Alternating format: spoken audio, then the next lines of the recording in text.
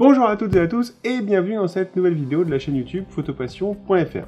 Alors, aujourd'hui on se retrouve pour une nouvelle vidéo déjà, pour commencer, et en plus on se retrouve pour parler d'une nouvelle fonction de YouTube qui va vous permettre de flouter n'importe quel objet. Alors pour rappel, il y a quelques temps, on pouvait déjà masquer des visages sur YouTube. Quand on tournait et qu'on n'avait pas envie de voir les visages, on pouvait les flouter, ça c'était facile. Mais on ne pouvait pas masquer d'objets. C'est-à-dire que vous avez oublié qu'il y avait une poubelle dans le cadre, vous avez fait un podcast en extérieur et vous n'avez pas l'autorisation de tout le monde pour les filmer. Maintenant, vous allez pouvoir les flouter de façon globale. Alors, je vais vous montrer comment. Déjà, on va se rendre dans la chaîne YouTube, sur l'onglet vidéo, et on va aller chercher la vidéo que je vais vous montrer.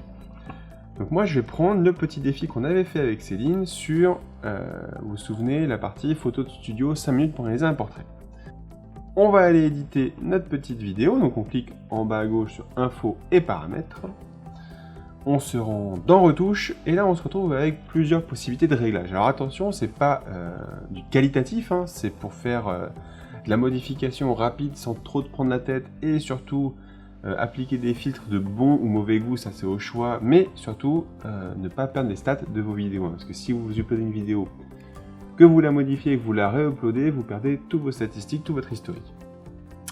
Nous, on va se rendre dans l'effet de floutage, et vous voyez qu'il y a les deux fonctions. La première qui est flouter les visages, donc détecter et floute automatiquement les visages, ça c'est cool, ça fait du tracking facilement. Et maintenant, on a la fonction floutage personnalisé. Alors, qu'est-ce que c'est que le floutage personnalisé? C'est ce que je vous disais tout à l'heure, ça vous permet tout simplement de flouter plusieurs objets. Nous, on va flouter une première chose, Céline. On s'est fâché avec Céline, elle veut plus me voir, mais j'ai envie de garder les vidéos quand même, donc on va la flouter. Elle apparaît ici, on va tout simplement cliquer sur la zone que l'on veut flouter. Un petit carré sur la tête de Céline. Vous voyez en bas que tout simplement ça fait le tracking et ça va rechercher votre sujet. Alors on va voir tout de suite que c'est pas forcément top. Maintenant si je lance, vous voyez qu'automatiquement il y a du tracking qui se passe et que le visage de Céline est suivi tant qu'on ne change pas de plan. Vous avez vu, là on a changé de plan entre juste un petit peu avant là et juste ici, on a changé de plan et forcément le tracking n'a pas marché. Donc ça sert déjà à rien d'aller jusque là. On va se rendre ici, hop, on lance, ouf, Céline apparaît, on applique le masque, on le laisse calculer, on sait que ça commence ici, donc on va tout simplement déplacer notre masque là où on était.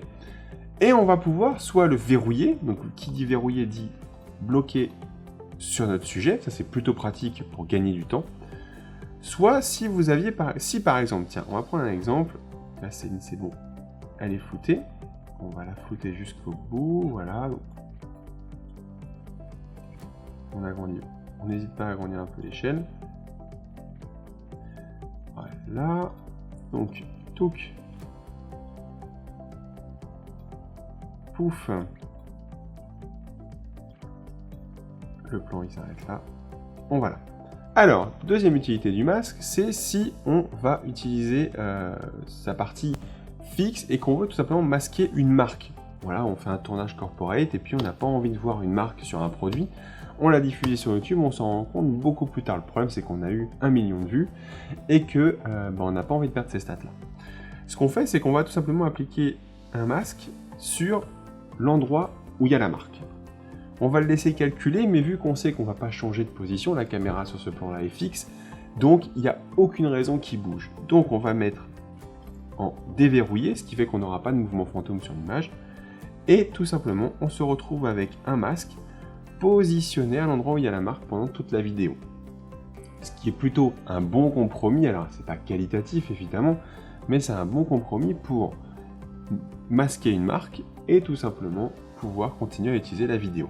Encore une fois, attention, si vous changez d'angle, si votre caméra change d'angle, et il faudra tout simplement rajouter un petit masque à chaque fois que ça change. On va laisser calculer, voilà. Ouf. À chaque fois que ça change, vous refaites le petit masque et ça marche tout seul. Voilà pour la petite présentation de cette fonction, de cette nouvelle fonction qui va masquer des objets autres que les visages sur YouTube. En attendant, n'hésitez pas à l'utiliser si vous avez des tournages que vous avez laissés et que vous n'êtes pas hyper content d'avoir laissé votre numéro de téléphone sur un bout de papier parce que vous avez oublié lors du cadrage qu'il était là. n'hésitez pas à l'utiliser. En attendant, moi je vous dis à très bientôt sur la chaîne YouTube et passez une bonne semaine. Ciao ciao.